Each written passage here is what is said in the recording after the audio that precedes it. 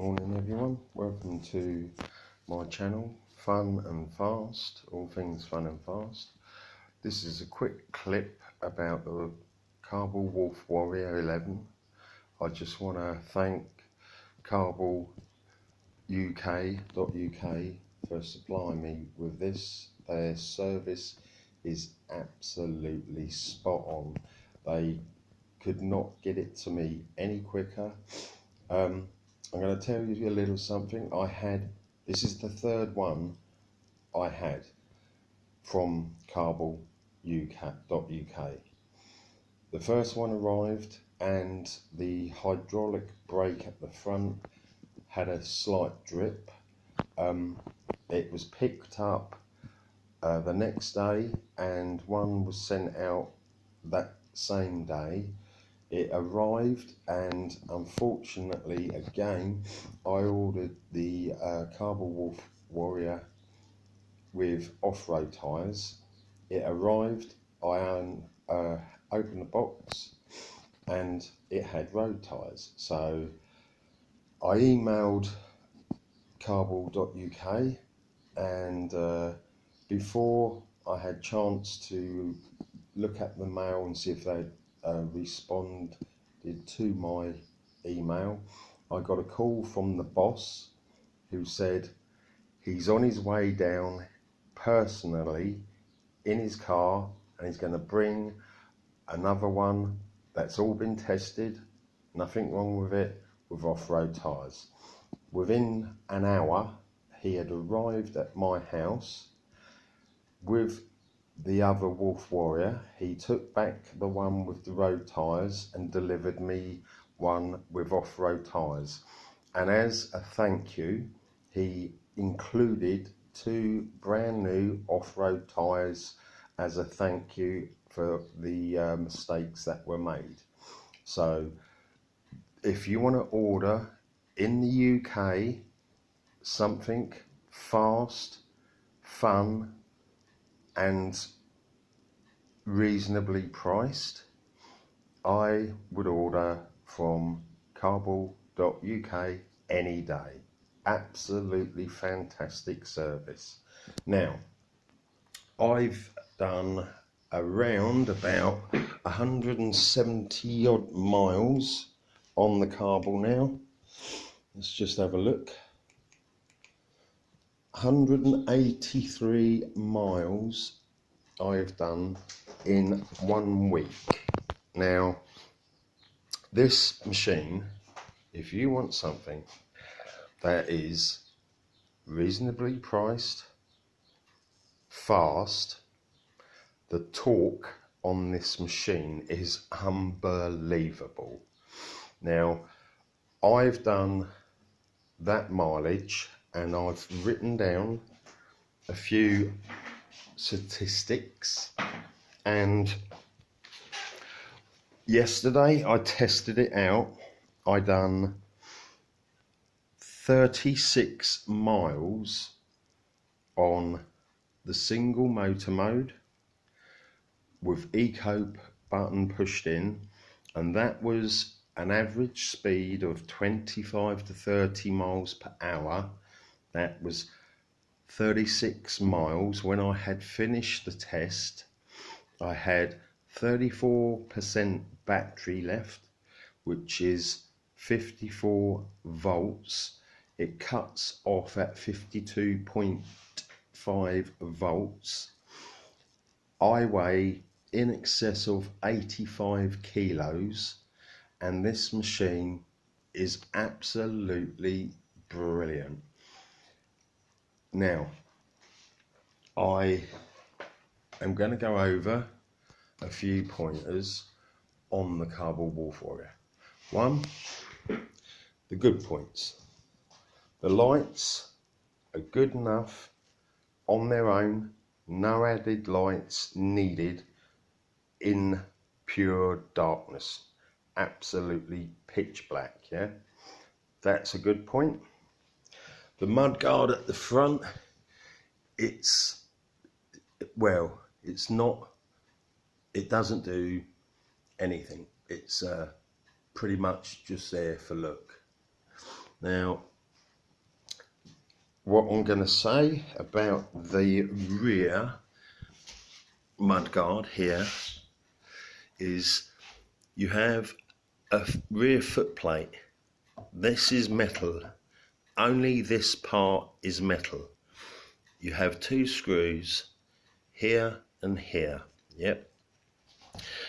The only thing that's actually attached this rear plastic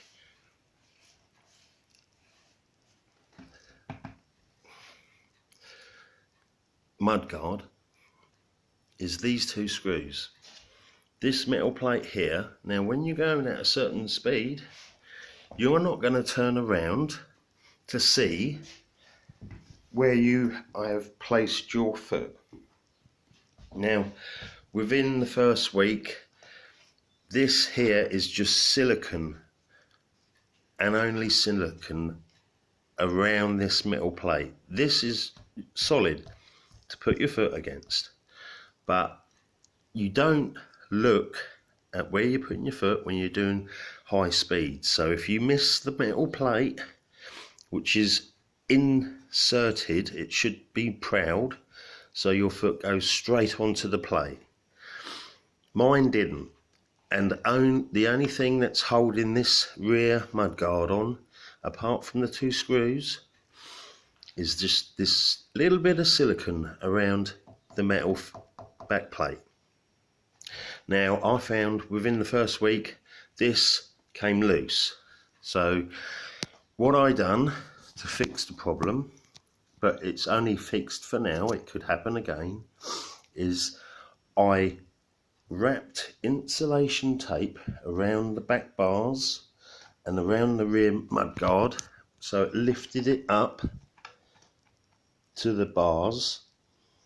And why that was lifted up in position, underneath the rear mudguard where this metal plate is, I siliconed all the way around to help hold this. Then I bought some black silicone and siliconed around. I took the old silicone off first and then redone the silicone around the metal foot plate. Now, how long it's going to last, I don't know, but that to me is a fault. It could be rectified by making the plate larger, making it more proud to the plastic rear mudguard, because when you're moving at high speed and you want to put your foot on the plate, this is proud to the metal plate, which is a minor, minor thing that's not a good thing. But I will say the locking mechanism is absolutely sturdy as you like. Once you've got it set up, it's brilliant. Now, this machine is heavy, very, very heavy. It's not made for transporting in your vehicle. When you fold down the front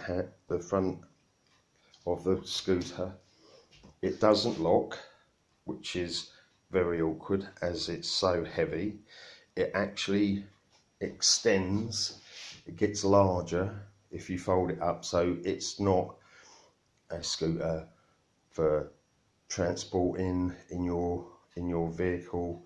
Once set up, just keep it set up. It's, that is it. It's super heavy, which is a good thing, because when you're doing speeds, and I'm going to say not in kilometers, but I've had 55 miles per hour out of this machine, and I weigh in excess of 85 kilos.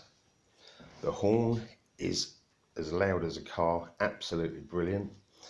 The hydraulic brakes work very, very well. It's sturdy.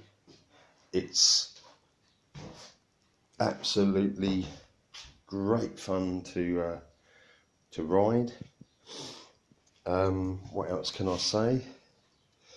Now, this might be just me personally, but I find the handlebars with the slight bend, not it being straight, the slight bend, I find it makes my arms ache and my hands ache when you're doing high speed. I would like to see Kaabo come out with the same sort of handlebars, but make the handlebars straighter. It'd be more comfortable to ride. That's just my personal opinion. Now, I've added a little case I bought off of Amazon. Absolutely, I find it's an essential. You can I keep in here tools. I've got Allen keys, pliers, a little mole grip, as you can see. I have that in there, in here, because this machine does not come with any security whatsoever. No ignition key, no alarm.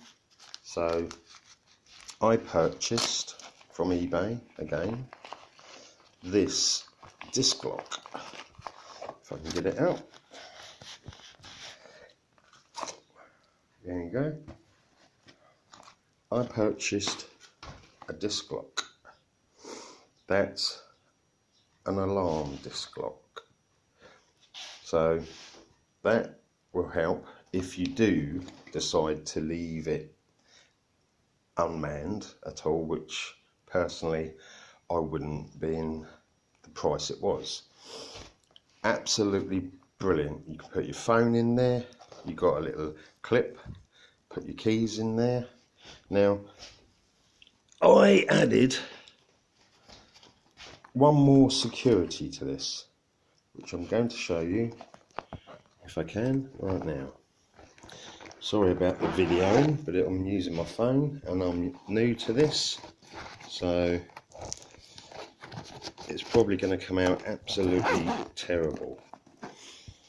I'm going to show you what I added to the scooter. Now, I'll just move in out a little.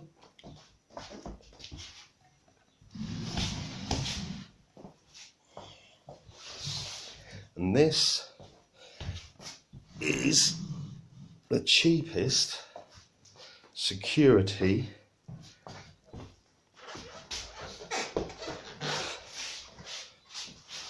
that you can possibly ever get.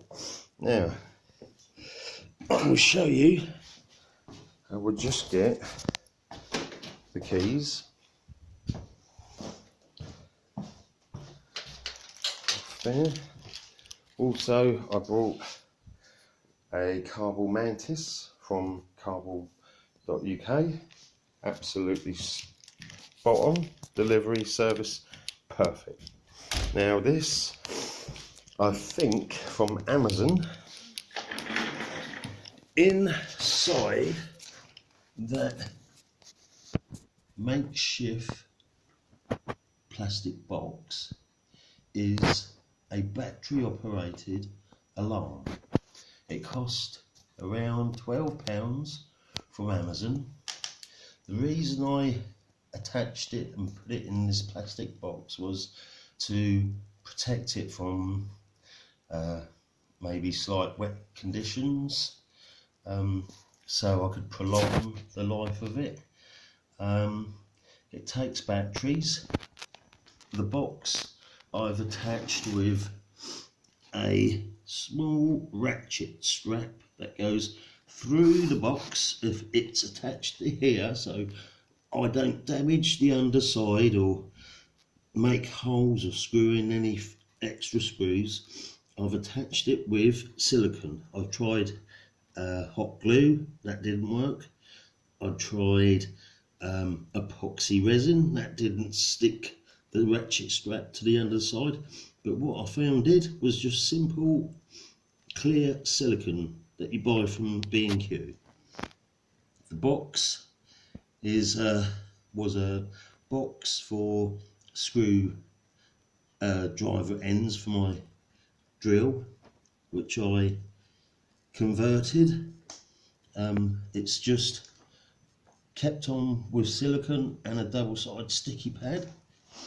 I taped around the box when I closed it. I've stuck the alarm inside, so when the batteries go, I can just undo the black insulation tape, open the box lid, and I have access to the little screw that you undo to put new batteries in. Now, I made a few holes just where the speaker is, so you can still hear it. At the back here, you have 3 threaded bolts that hold the rear of the suspension arms on to the actual main body. Now, I undone one, made a hole in the ratchet strap, and then just screwed it back in. Obviously put Loctite on it, the permanent, so it holds that. Now, I've been off-road with the machine, pretty heavy bumping, and it's still there, attached, lovely. I've been through wet road conditions and wet grass, got the machine completely covered. It still works.